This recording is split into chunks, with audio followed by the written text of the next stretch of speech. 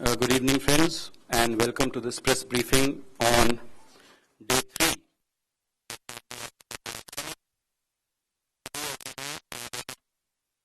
Bilateral meetings, because many heads who had arrived yesterday and some who had arrived this morning had bilateral meetings with Prime Minister.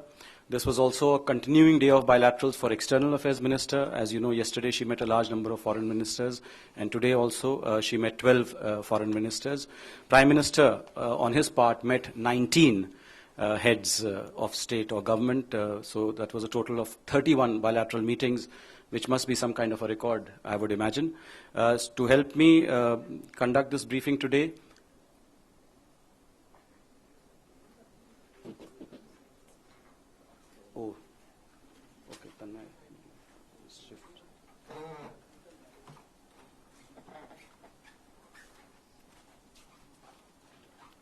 To help me conduct this briefing, I have with me 3 of my colleagues. On my immediate right is Mr. Manpreet Vora, Joint Secretary DPA-1.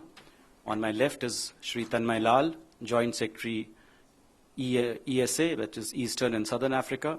And on the extreme right is Shri Sanjeev Kohli, Joint Secretary West Africa. So the way we had divided this was, Sanjeev was responsible for covering the engagements of the External Affairs Minister today, and Tanmay and I and Manpreet, we were there in the meetings that Prime Minister had with various leaders. So I think since if we want to start chronologically, although there was much overlap also, it was External Affairs Minister really who kicked off the day today by inaugurating the India-Africa Business Forum, and thereafter she commenced her bilaterals here in JNB. So first I'll get Sanjeev to brief you on External Affairs Minister's bilateral engagements for today. Sanjeev, with that, the floor is yours.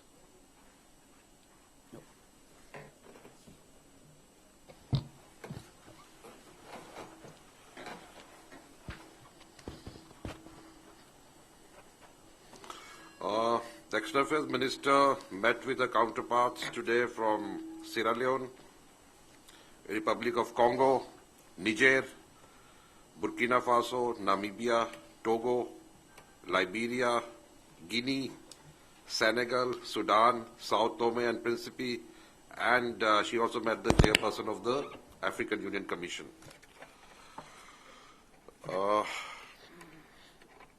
In her meetings with her counterparts from Sierra Leone, Liberia and Guinea, these are 3 countries which were worst affected by the Ebola crisis.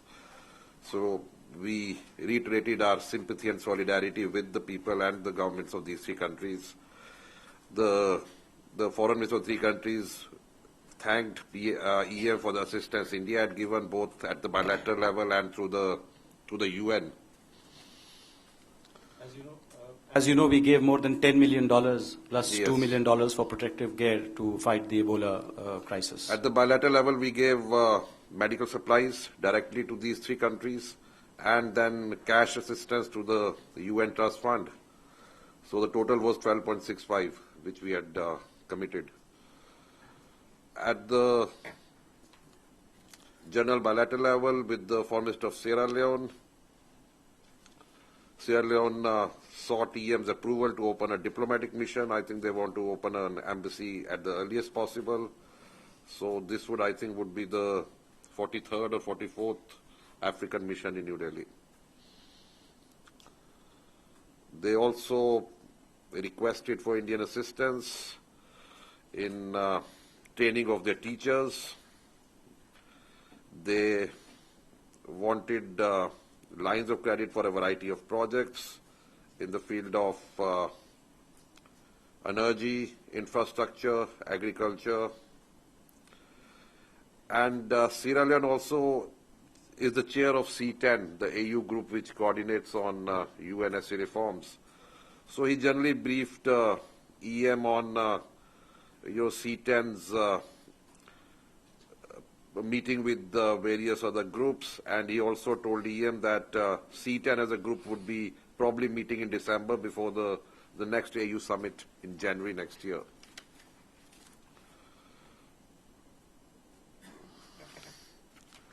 With the Republic of Congo, again, there were discussions on the lines of credit which we have extended. There's a power transmission project which is being implemented. There's a transport project which is going to be implemented, and we've also approved a line of credit for setting up a cement plant in Republic of Congo. The Foreign Minister of the Republic of Congo also briefed EM on the discussions they are having with two PSUs in Gujarat, state PSUs, for setting up a possible urea plant in Republic of Congo. They have enough gas to provide, and they're talking with GSFC and GACL to see if they could participate both as an equity partner and as a technology partner. Niger, again, apart from various developmental projects, the Foreign Minister of Niger briefed EM on the threats to the region from various militant groups, in particular the Boko Haram. Again, she wanted India's assistance in capacity building for their defense forces, and we've responded positively. We said we'll look at their specific requirements. She also requested for some additional lines of credit. Burkina Faso right now has an interim government which is preparing for general elections to be conducted later this year. So the Foreign Minister of the interim government, who's leading the Burkina Faso delegation, met EM, and apart from various developmental projects, they wanted to set up a roadmap for future meetings of the Joint Commission, Foreign Office consultations, and I think which would happen once the new elected government takes over in Burkina Faso. With Namibia, again, both sides spoke very warmly about the historic relations, India's assistance to Namibia in its freedom struggle, our assistance to them in capacity building, especially, various training slots and scholarships. And there was a reference to, possible supply of uranium, but that was in very general terms. They said they've set up a national company now, and probably a dialogue could be initiated with that national company. Togo, apart from the, general developmental projects, we had two issues to raise. One is the question of 5 Indian nationals who've been in detention in Togo since July 2013. So we requested them for an early release of these Indian detainees. They were picked up in an incident allegedly involving piracy. If you remember the case of Captain Sunil James, who was released, he was part of the crew. And these 6 people were picked up from the ground on allegations of helping the crew to carry out the incident. There were 6 people. Out of them, one of them had fled from prison, so he's not traceable. The 5 were still in Togo's detention. So the Foreign Minister of Togo assured EM that they would look at various possibilities which would involve either an early conclusion of the case or a possible presidential pardon. Sao Tome and Principe is a small island economy. Our engagement with them right now is not very substantive. They have recently appointed an honorary consul in Delhi, for which they thanked EM. They also requested for Indian assistance in capacity building and for projects in the IT sector. They also wanted Indian assistance in the SME sector and also in setting up a center of excellence for teaching English language. Liberia, the Liberian president was here in 2013, if you remember, to receive the Indira Gandhi Award for Peace and Disarmament. So this is her second visit in the last 2 years. There were references to our developmental partnership in various areas. There was also, a special praise made by the Liberian side for the all-women Indian CRPF contingent, which continued to stay there at the peak of the Ebola outbreak.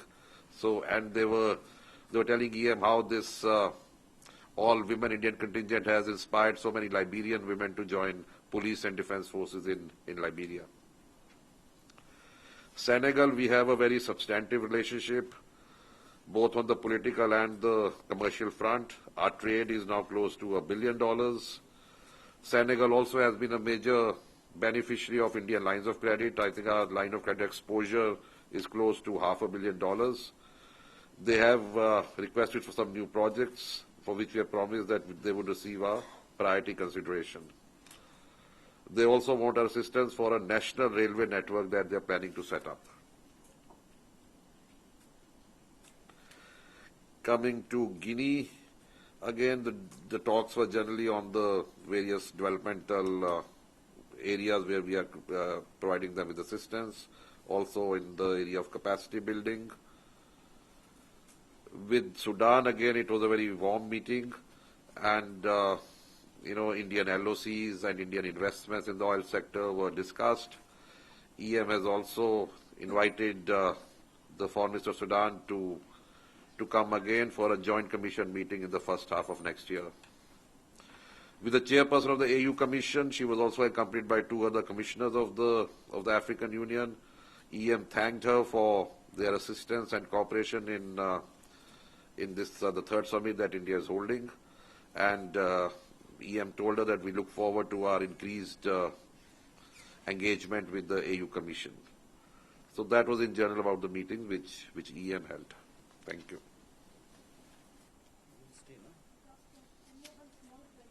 Yeah. This is on Liberia. The talk was on possible supply of uranium by us or them. No, by them. They are the 4th largest. By them, obviously. Okay, turning.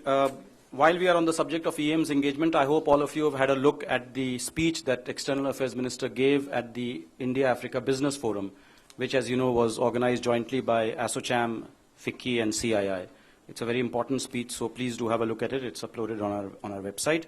We'll now turn to the engagements that Prime Minister had today with African leaders, starting from, I think, around 9:20 or so. Continuously, there were meetings. It started off with the President of the Republic of Zimbabwe. The next was the President of the Republic of Ghana. Then it was the King of Swaziland, followed by the President of the Republic of Benin. Then there was the President of the Federal Republic of Nigeria, followed by the President of the Republic of Kenya, followed by the President of the Republic of Uganda. Then there was the Prime Minister of the Kingdom of Lesotho. Thereafter, it was the President of the Republic of Guinea, followed by the President of the Republic of Djibouti. There was a scheduled meeting with the President of the Republic of South Sudan, but because his flight got delayed, that meeting could not take place today. After lunch, Prime Minister kicked off his engagements with the President of the Republic of Niger, followed by the President of the Republic of Chad, followed by the President of the Republic of South Africa. Then we had the Prime Minister of the Republic of Mozambique. As you know, the President of Mozambique was here a few months ago, and this time it was the Prime Minister who was representing Mozambique at the IAFS.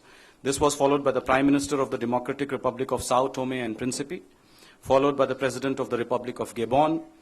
Then there was Her Excellency Dr. Nkosazana Dlamini Zuma, the chairperson of the African Union Commission. As you know, she also met External Affairs Minister earlier. This was followed by a meeting with the President of the Republic of Equatorial Guinea, and the last meeting of the day was with the Vice President of the Republic of Botswana. So to brief you on each of these meetings, there were certain common themes, of course, which reverberated in all the meetings, issues relating to UN Security Council reform, terrorism, climate change, some WTO issues, which figured in a large number of meetings. But then to give you a flavor of each of the individual meetings, I'll now turn to my colleague, Mr. Tanmay Lal, to brief you on Prime Minister's 19 bilateral meetings. Tanmay. Thank you. Good evening, everyone. I'll run through the meetings one by one. The first meeting, as my colleague just mentioned, was with Zimbabwe, who's also the current president of the African Union. During the meeting with President Robert Mugabe, the focus was on how the preparations are going on for the summit, what has happened so far. On bilateral issues, there was a reference to cooperation in the areas such as human resource development, trade expansion, skill development, and on broader global themes, as was just informed, the UN reform figured very prominently, as also the fight against terrorism. I think the President of Zimbabwe also informed that their delegation has had a meeting with more than 20 Indian companies on how to take trade and investment forward. So each country delegation is also engaging in talks with the Indian business and private sector, besides having meetings with not only our leadership but also various other ministries as their individual interests lie. Following this, the next meeting was with the President of Ghana. There again, the issues about human resource development figured very prominently. There was reference to how the Ghanaian students have benefited. There was a suggestion that these scholarships can be increased. The other areas of cooperation included, which were discussed, were about agro-processing, railways, IT, infrastructure development. There was also talk about some emerging areas like cybersecurity and maritime security, where both sides had common interests. The Ghanaian president referred specifically to the rise in piracy in the Gulf of Guinea region and how both countries can collaborate further on these emerging areas. There was also suggestion by the Ghanaian side about their request for having improved conditions for the concessional credit, specifically in the context of some of the conditions that they are faced with because of IMF programs, and also that they have, since they have graduated to the lower mid-income country, so they had they made a request whether India could consider seeing how the conditions of the lines of credit could be made more favorable in certain cases.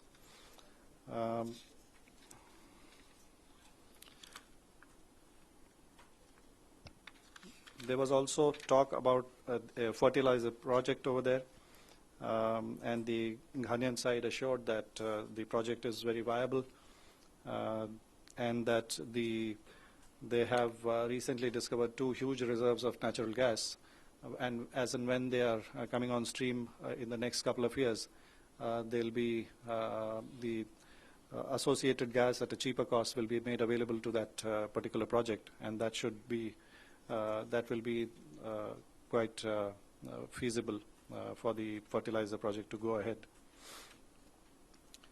The meeting with His Majesty the King of Swaziland,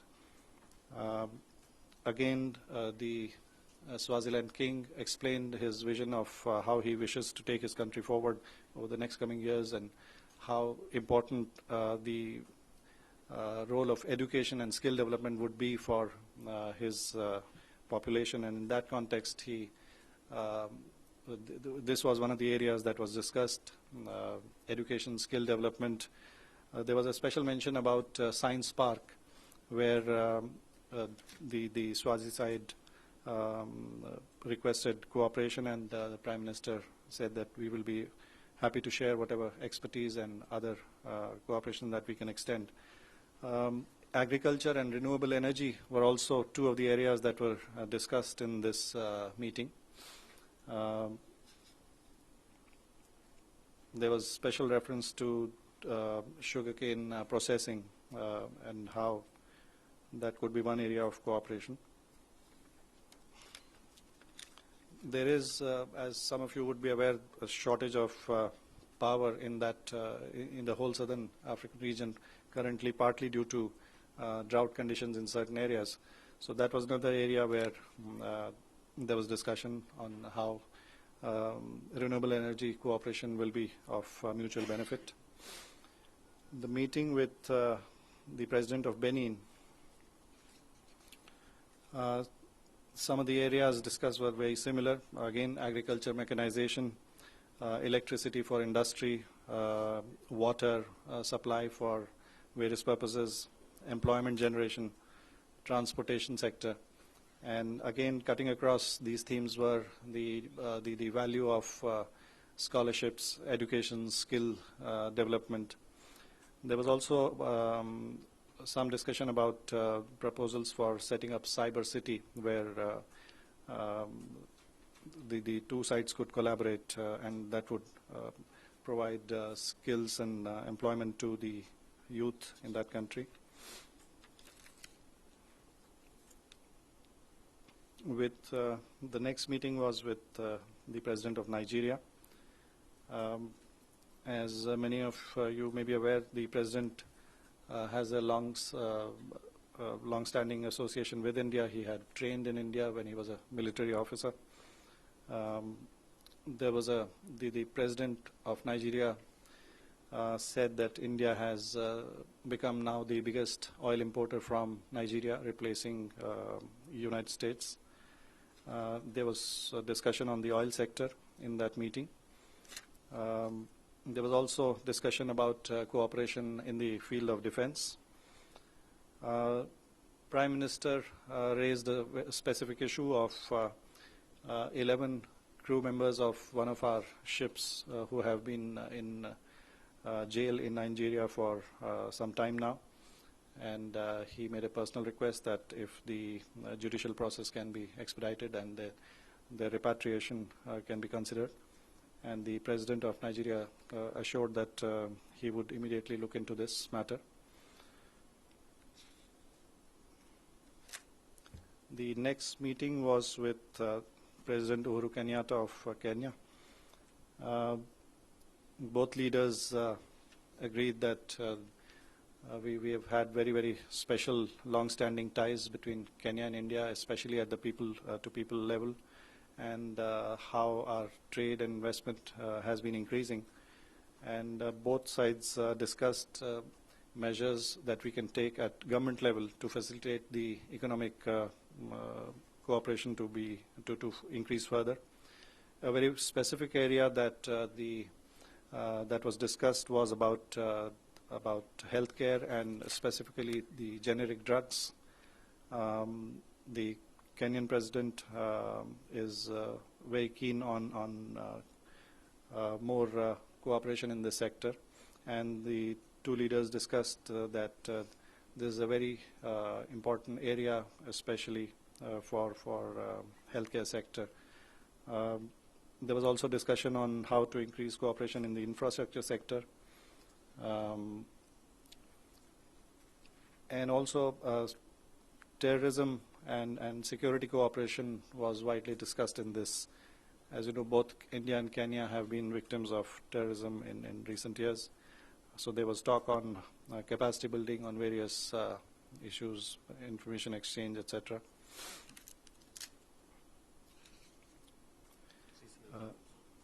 There was a special reference that both India and Africa should work together for an early movement on the discussions regarding a long-pending proposal of the Comprehensive Convention on Terrorism, so that we can really move forward to develop a global strategy to meet this menace.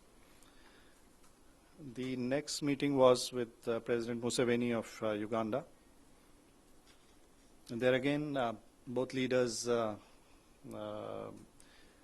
exchanged notes on how long-standing ties we have had, both at people-to-people level and otherwise, how the trade and investment have been growing in recent years. The Ugandan president referred to the area of dairy, industrial parks, tourism, education as some of the areas where we can take the cooperation forward. There was also reference to defense cooperation with Uganda.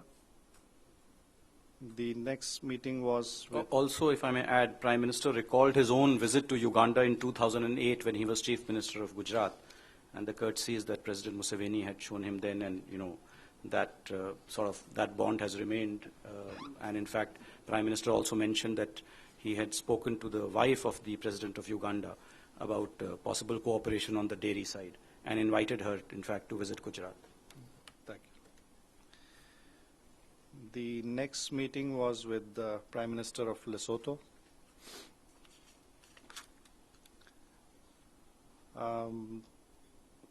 The areas that were discussed were defense, where an Indian Armed Forces team has been training the defense personnel in Lesotho.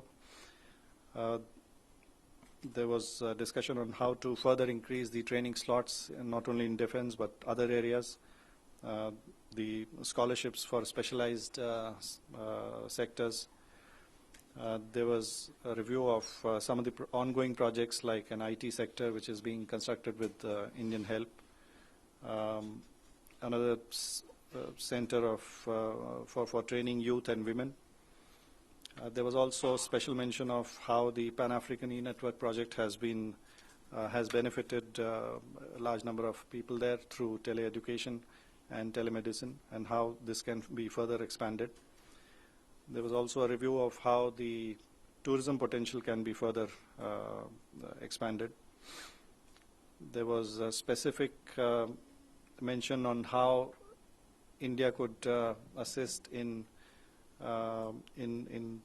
the agriculture sector, especially in the context of ongoing droughts in that region and the dependence of Lesotho on rain-fed agriculture.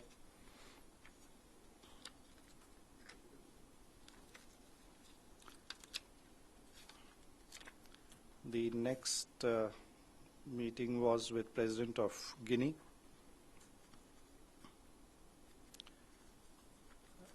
There again, the ongoing projects of Indian Development Partnership, especially through concessional credit, were discussed.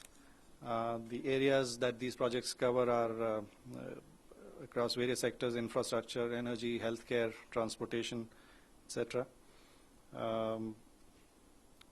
Again, there was talk on how we could consider increasing the scholarships for the youth from Guinea.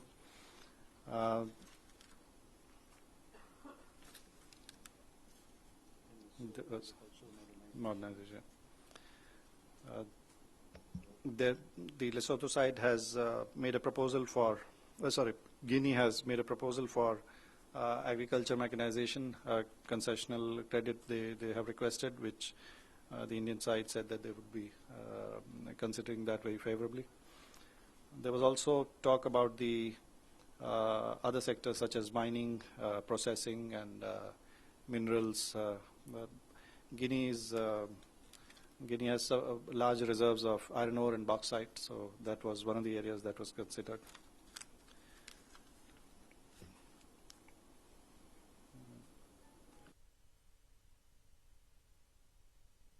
Okay.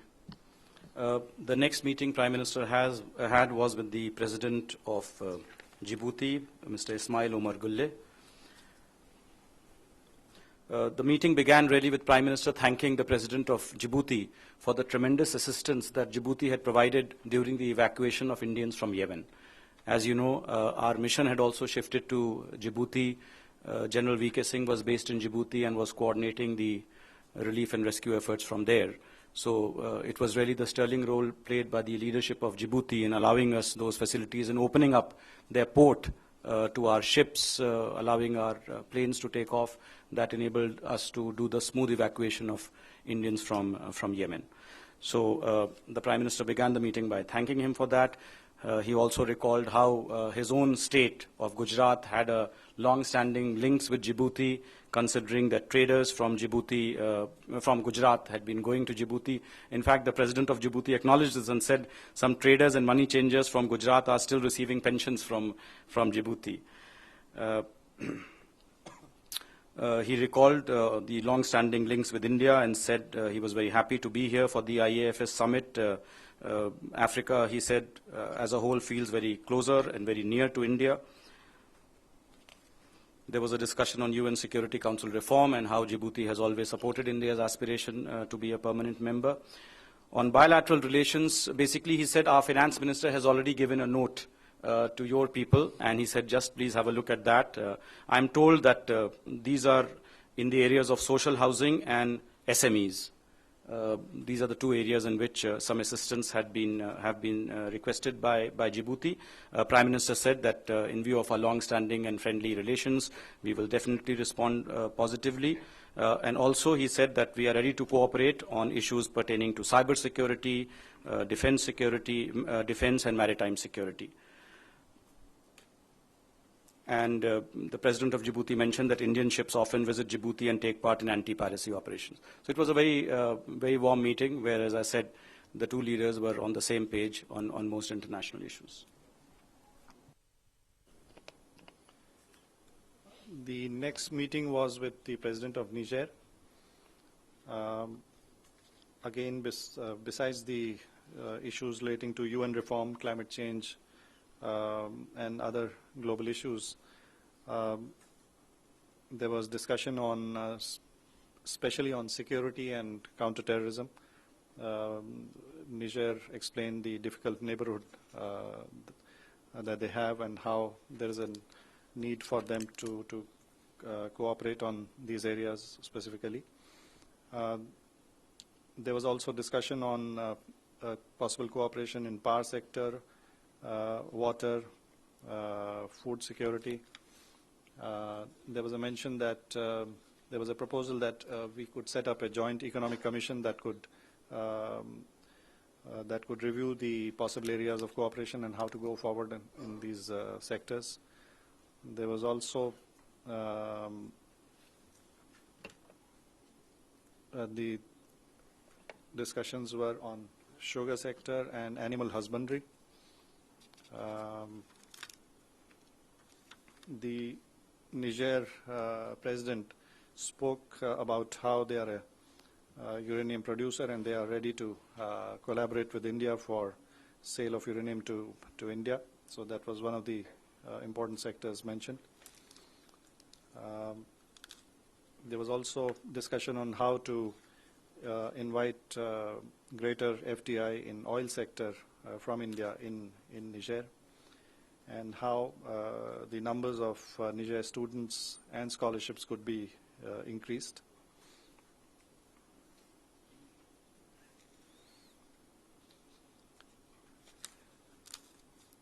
The next meeting was with the President of Chad.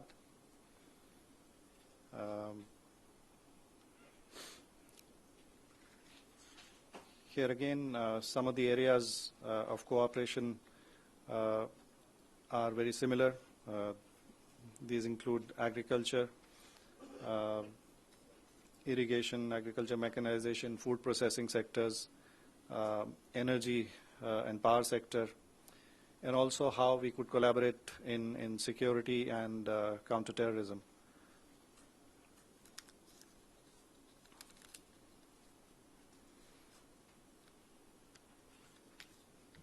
The Chad president informed that they are looking to open an embassy here in India in the coming time.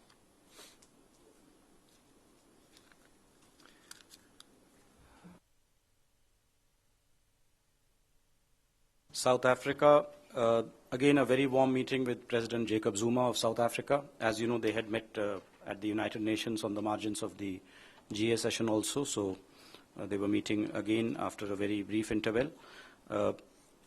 Basically, they recalled the long association between India and South Africa, the fact that both of them shared Mahatma Gandhi, and the fact that both India and South Africa are on the same page on the major global issues, whether it is UN Security Council reform, whether it is global warming, and whether it is WTO. The fact that now there are multiple platforms on which India and South Africa are working together, such as IPSA and BRICS, is a further factor in our close cooperation. President Zuma stressed a lot of importance, in fact devoted considerable time to discussing the structures of global governance. and how they now require change. That basically structures which were set up at the end of the Second World War cannot continue to be representative in the 21st century, and how the UN Security Council is not being effective in controlling some conflicts because of differences between the veto-wielding members. He also said that we need more concrete strategies to fight terrorism. I think one of the most important and significant statements he made was that the very fact that this India-Africa Forum Summit was happening with India and the entire African continent showed the distance that countries had traveled since the colonial days. The fact that we are no longer dependent on former colonial powers now that they are standing with a country like India, for instance, which itself is a developing country, showed the tremendous distance that that developing countries had traveled, and the fact that there was now this emerging solidarity amongst developing countries to help each other. I think that was an important point that he made. Prime Minister, of course, totally agreed with all the points that he had made and said that we have to get together and take a firm stand. So I think this was broadly the discussions that took place with South Africa. The next meeting was with the Prime Minister of Mozambique. As you might remember, we recently had a state visit by the President of Mozambique to India. The Prime Minister who is visiting this time has been an ambassador to India some time back. He had also had the occasion of meeting Prime Minister on a number of occasions when he was the Chief Minister of Gujarat. The Prime Minister of Mozambique said that when his President had returned to Mozambique, he had been extremely excited about his visit and had spoken a lot about his visit to India and how there were opportunities of cooperation. The specific areas that were discussed included infrastructure, energy, defense and security, and agriculture, and water.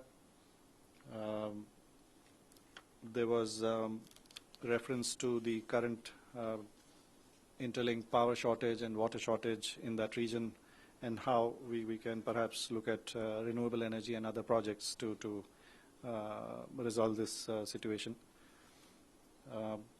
Prime Minister recalled the very constructive visit of President of Mozambique a few months back, and that the President had attended a course at IIM Ahmedabad for 3 months, and at that time Prime Minister was the ambassador. Prime Minister of Mozambique was the ambassador in India at that time. So he said we are entering into a golden era for India-Mozambique relationship, and that we can move ahead in all areas of cooperation. Human resource development, training, concessional credit, all these areas were discussed. Prime Minister also mentioned that especially during the upcoming COP21 in Paris, in the context of the power requirement, India would be proposing a special gathering on discussing solar energy and issues relating to technology transfer in that sector. The next meeting was with the Prime Minister of Sao Tome and Principe. The Prime Minister of Sao Tome explained about his vision for his country, as to how they plan to make use of the synergies of larger countries like Nigeria and other countries in that region, and how they could develop as a logistics center in a way that Mauritius has placed itself to be. They are currently in the process of planning a deep sea port. There was discussion on that in some detail, and how this could be used as transshipment for, especially for Western Africa. Prime Minister complimented him for his clear and focused vision for his country, and there was also some discussion about tourism and fisheries sectors in Sao Tome.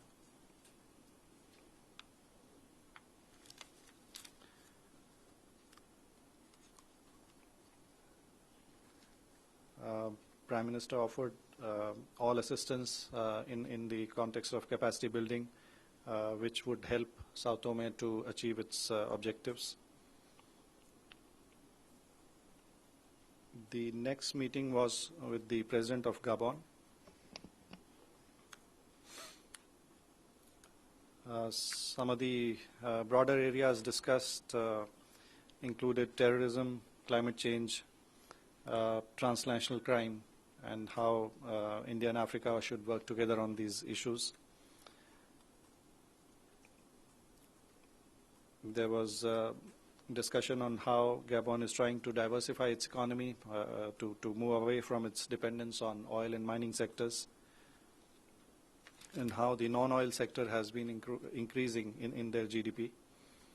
The related issues of how to assist in manufacturing, in processing and value addition in various sectors, including agriculture, were discussed.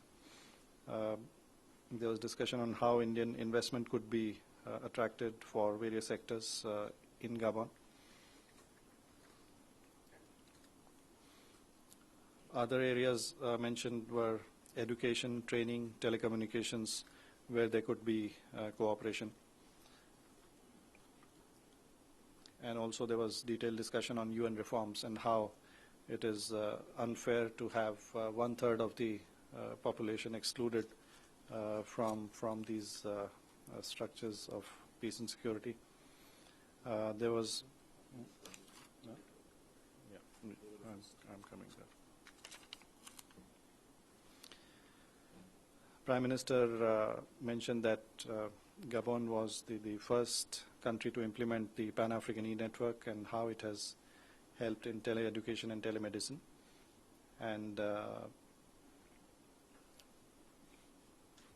there was an agreement on an exchange of delegations to see how best to take forward various cooperation in sectors like economic development, infrastructure, and human resource development. The next meeting was with the chairperson of African Union Commission, Dr. Zuma. Prime Minister complimented the leadership of Dr. Zuma on the finalization of the Agenda 2063 by the African Union earlier this year. And there was a discussion on how this third India-Africa Forum Summit is being prepared and how it has how various discussions have gone so far.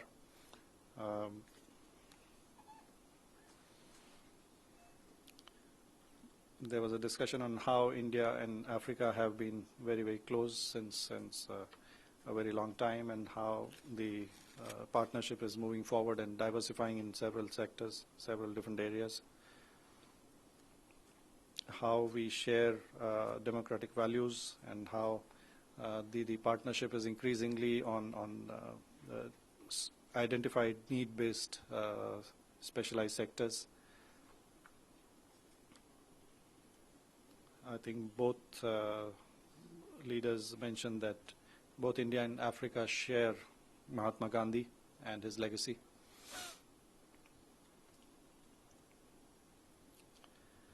And there was hope that the outcomes of the current the Third India-Africa Forum Summit will provide more momentum to this strategic partnership.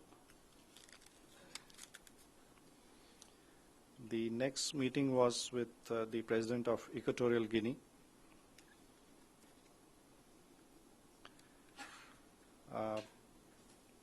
They will be opening an embassy in India shortly, and Prime Minister greatly welcomed that.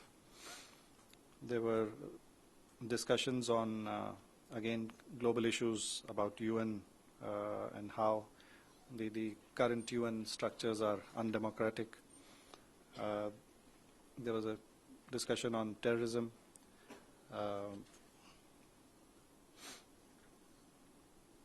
Other areas at a bilateral level where cooperation was discussed was the oil sector, agriculture, human resource development, capacity building, and infrastructure development. There was also a discussion that there could be an exchange of delegation to identify specific measures to make progress in these areas.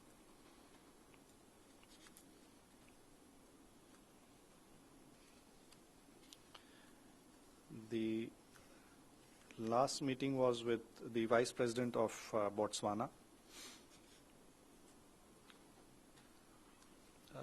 The Botswana Vice President explained that their delegation had already been in India for a few days preparing for this summit and for their bilateral exchanges. They had visited Mumbai where they had discussions with the private sector, especially in the diamond sector.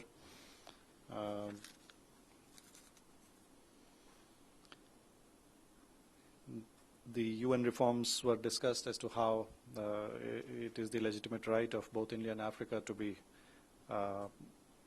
represented in the UN Security Council. The Prime Minister assured that we would move ahead on various trade and investment promotion activities, including in the diamond sector. And he complimented the Botswana delegation for the economic progress that they have made in recent years and the huge potential that exists between India and Africa and Botswana to take this economic partnership forward. I think that those were the main. And also on possible cooperation in Commonwealth, since Yeah. Botswana and India both are members of the Commonwealth. So, friends, that was, as I said, a very broad overview of all the meetings that Prime Minister had. As Tanmay has pointed out, there were certain common themes. United Nations Security Council reform featured in virtually all the meetings, and India and Africa are exactly on the same page. Both feel that the current structure of the United Nations is outdated, and it needs to accommodate Africa and India, a continent. An entire continent has been excluded. A country which represents 1/6 of humanity has been excluded. And then the other broad elements, common elements, were of course how India and Africa could help each other, particularly how Africa could benefit from capacity building using Indian expertise. In fact, Prime Minister used an interesting phrase with the AU chairperson. He said, "India and Africa are made for each other," in the sense that we have strengths which we can use for each other. Both the demographic profile of both Africa and India is very similar. 65% of the population is below the age of 35. We have certain strengths. Africa has certain strengths, and how the two, if they combine, then they could really be, it's a win-win situation where both are made for each other. So I'll stop here, and now I think we can open it up for questions. Sachin. So you mentioned maritime cooperation or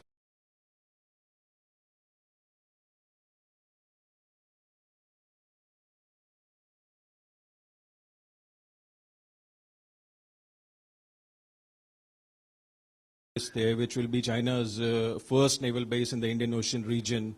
So did the Prime Minister take up this issue or maybe sort of alluded to it in his discussions with the President? This issue did not come up at all. Yeah. Charu.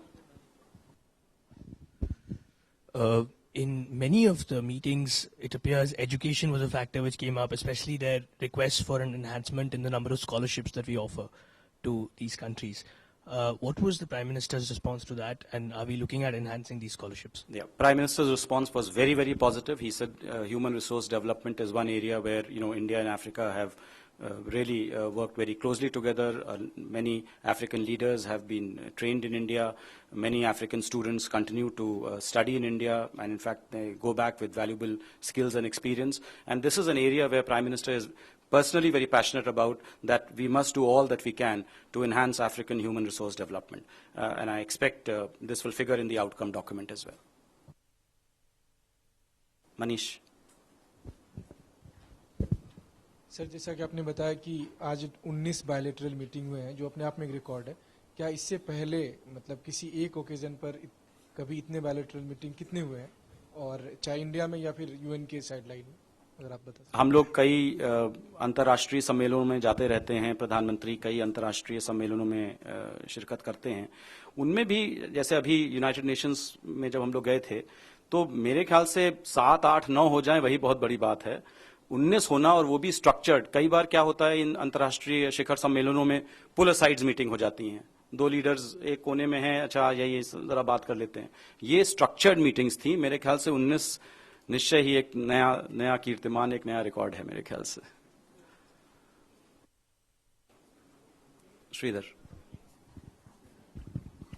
Sir, you mentioned, even on earlier briefings and in this briefing as well, that Niger had raised the issue of terrorism and the fight against Boko Haram.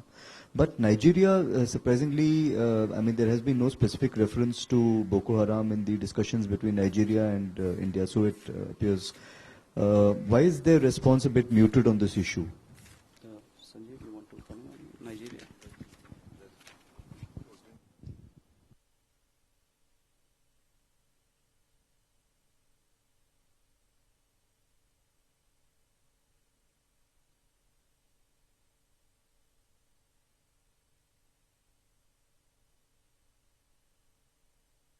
With the president of Nigeria, really the discussion was more on defense cooperation.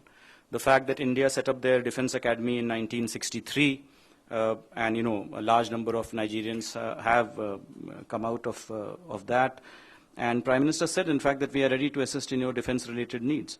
So perhaps this could be one way of, if you boost Nigeria's counter-terrorism capacity, I suppose that in a way directly impacts on the fight against Boko Haram and other terrorist entities. Not in the meeting with Nigeria.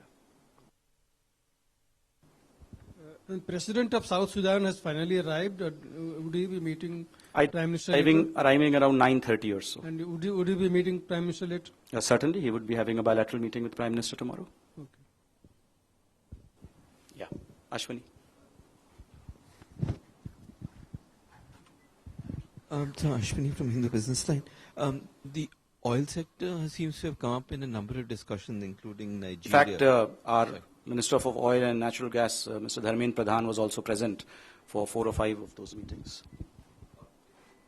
Sorry, no, question abhi nahi hua hai.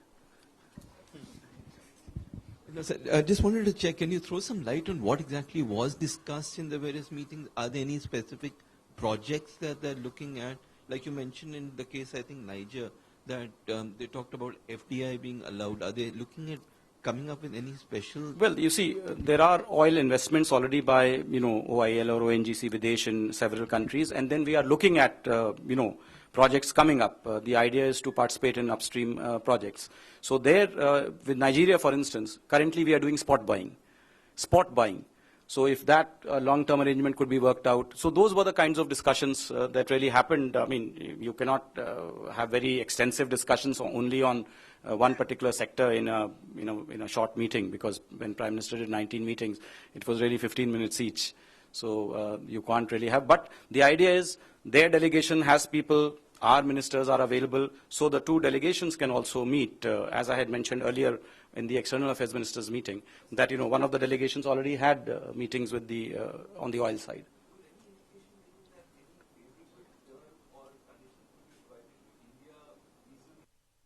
No, as I said, the discussions, this was not a transactional kind of a, discussion that, you give us this and we give you that. The discussions were really anchored in the broader India-Africa partnership, the specific needs of each individual country, how India can provide, help with capacity building, with lines of credit and things like that. Yeah, Iftikhar.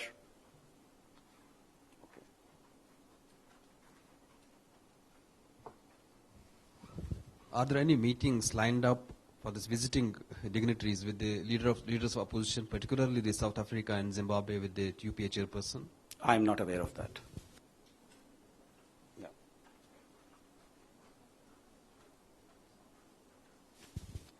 Is it true that Zimbabwe is one of the top receivers of line of credit? And if yes, why support a regime where, the president is seen as an oppressor by majority of the world? I will not answer the second part of your question. As I said, all the 54 countries we have been invited by us. All of them are our honored guests in view of our long-standing historical relationship and our modern partnership, which, as I said, covers diverse sectors. But on the specific questions on the lines of credit, I'll ask Mr. Manpreet Vora to respond. Well, Zimbabwe has received lines of credit from us, but they have really been of a more modest scale. So I'm not sure of the source of your information. It is certainly not one of the largest. The larger ones in Africa, in fact, are Ethiopia, Sudan, Tanzania. These are the large ones in Africa. We are talking to the Zimbabweans about additional possible lines of credit. In fact, an agreement was signed just yesterday between Zimbabwe and Exim Bank for a new line of credit for the Bulawayo thermal power plant. So yes, we are engaged in lines of credit assistance to Zimbabwe, but they are of a modest scale thus far. Akhilesh Suman. Sir, on the question of United Nations Security Council and terrorism, do you get any sense that they will be supportive of our resolution in the United Nations? Now, discussions in the United Nations on UN Security Council reform are being conducted under the ambit of the intergovernmental negotiations.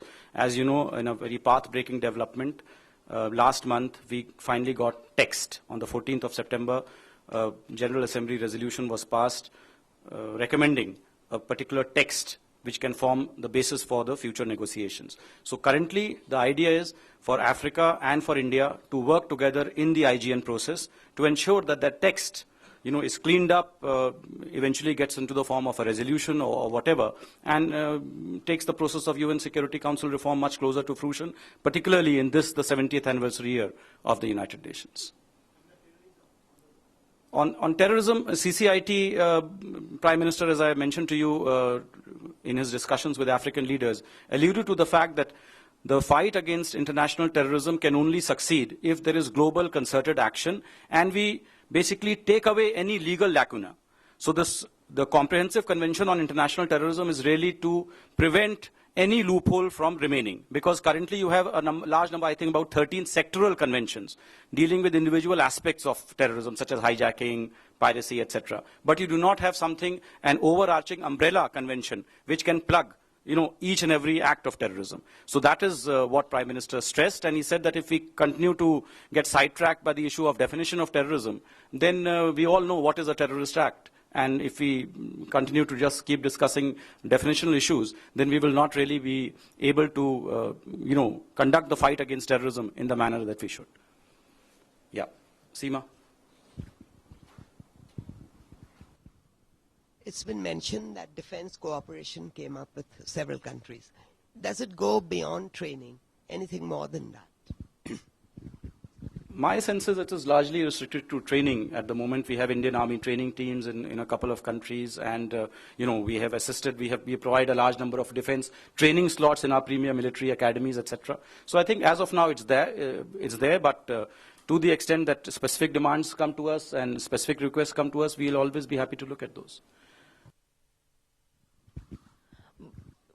On this issue of the Indians in Togo or in Nigeria, now, what has been the response from those sides? And also, for the Prime Minister to be taking up these issues at the highest level, is India sure that they are innocent, that there is no legal case against them? Because there have been similar cases against Estonians, Iranians who have been languishing in Indian jails for the last many years. And India tells them that, the law must take its own course and there is a judicial process. I'll get Sanjeev, who's actually handled this issue, to respond to this.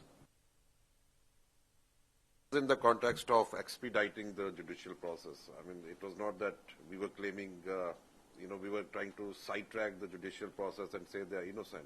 I think the request was mainly in the form of if the judicial process could be expedited and the case could be brought to a conclusion. Exactly what happened in Iran, if you remember. Basically, these people had done their sentence, and then there was a fine, and because they could not pay that heavy fine, that is why they were continuing in jail. So the External Affairs Minister in the case of Iran had made a request if the fine could be sort of condoned and they could be released, and that's what happened. So I think that is what Sanjeev is also saying. The request, we would never interfere in a country's judicial process in the sense if somebody has committed a crime, then they would have to serve out their sentence. But to the extent that the process, sometimes the case does not come to trial. So the idea is to expedite the process at least so that, a judgment can be delivered at the earliest. Yeah. Okay. Srinjoy. So something else. So can you give us an update from Indonesia? There are reports that it was a surrender as opposed to a arrest. Can you tell us about it? I would request you approach the building very close to here. It's called North Block. Ministry of Home Affairs is there. Yeah.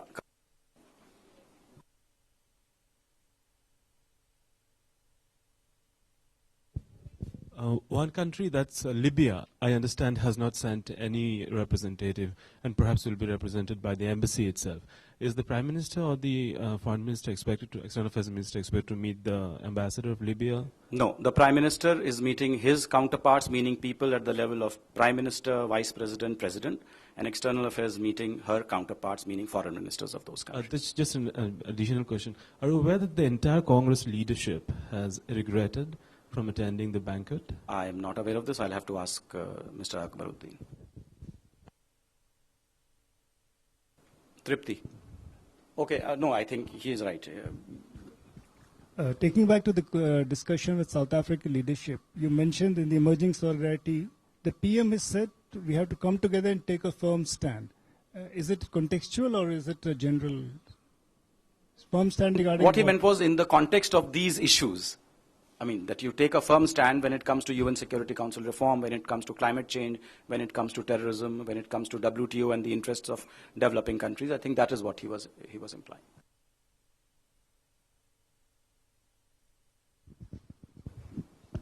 Mr. Swarup, you said that the Prime Minister is very keen on enhancing the human resource capacity of Africans, and one of the leaders, one of the visiting leaders, has also studied in Delhi University. Could you tell us how many African students are studying? Do you have any figures in India?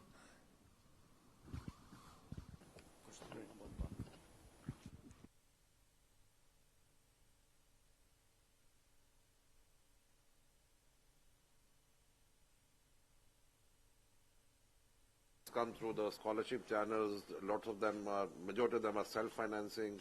So I think it's very difficult to give a figure. We'll have figures of those who come on our scholarships, but that probably would be not...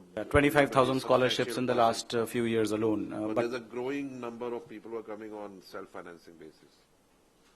The number would be definitely well in the thousands. There's no doubt about that. Yeah. Ranjit. Regarding supply of uranium to India by Namibia, Namibia has offered this for the first time to India, or? It was not Namibia. It was Niger, I think. Niger, not Namibia. You said Namibia and Niger both. Okay. Namibia, okay. So Namibia... Niger, tum dekh lo phir. Both the countries, yes. He's asking, is it the first time that they have made this offer to us, or? No, Namibia.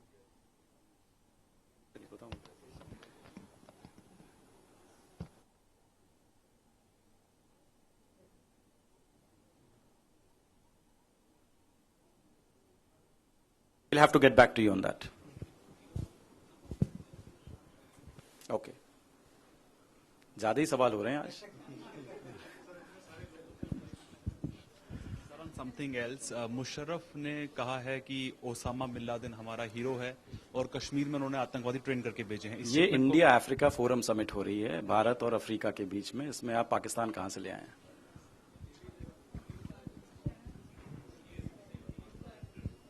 Sir, I wanted to ask you one about Nepal today because Nepal and China signed a MOU on fuel imports. My weekly briefing, Devi Rupa. Yeah, I can understand, but if you can give an update on what's the situation at the border about the fuel tankers and how many are going, and if you are as I said, I have not prepared for that. I have not come with those facts and figures. If this was my weekly briefing and you could have asked anything under the sun, I would have answered that question. But right now, we are focusing on the India-Africa Forum Summit. Well, today, 19 he has already met. The 20th is probably in midair, about to land, and there are lots of meetings scheduled tomorrow. So, I mean, if you just add up those, I'm sure you'll get your answer. You know, at least 3 countries have said that they want to open an embassy here.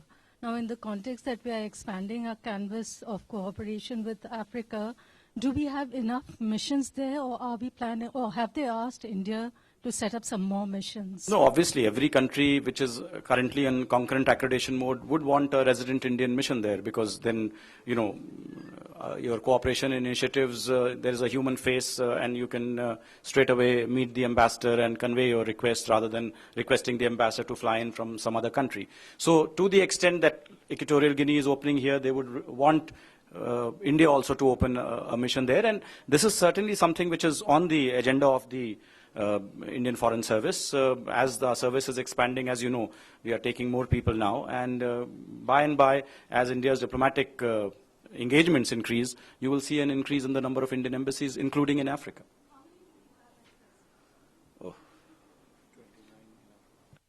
29 in Africa. But we cover the entire African continent through concurrent accreditations where we don't physically have an embassy. Finally, I think we have exhausted all the questions. So thank you very much, and see you all, or maybe not see you all tomorrow, I don't know. Tomorrow it may be difficult to do a briefing, because I think once Prime Minister does his speech, yeah, in fact, I think I have to, okay, hold on, I have to tell you the press advisory for tomorrow. Where's the press advisory for tomorrow? You have got that? 6:30 a.m. I believe you all have to reach Shastri Bhavan. We have hired 10 buses to ferry all of you, because tomorrow I think it will be very, very difficult. Only specific cars with the specific, as I said, what should I say? Those labels and all will be allowed.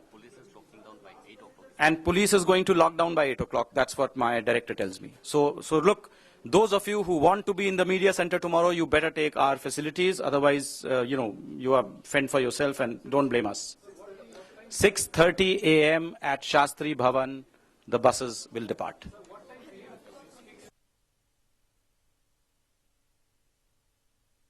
Abu, do we have tomorrow's program?